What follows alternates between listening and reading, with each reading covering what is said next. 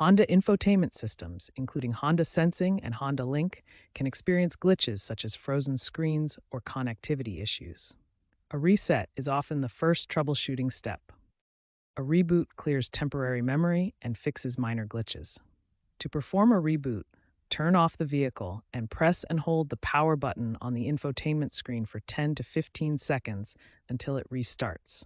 This doesn't affect your settings or data and usually takes only a minute or two. A factory reset restores the system to its original state, erasing all user data, apps, and customizations. To do this, navigate through Settings, then System, then Factory Data Reset. It's crucial to back up any important data before performing a factory reset, as it will erase everything.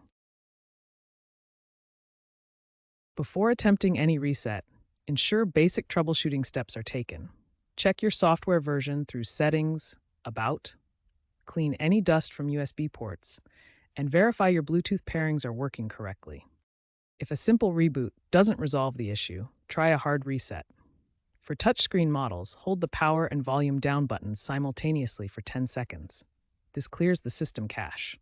For older knob-based systems like the 2018-2020 CR-V, press the audio knob and power button simultaneously. This also clears the system cache and can fix unresponsive controls.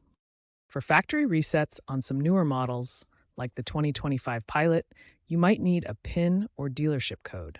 Recent trends include over-the-air updates, which can fix problems without manual intervention.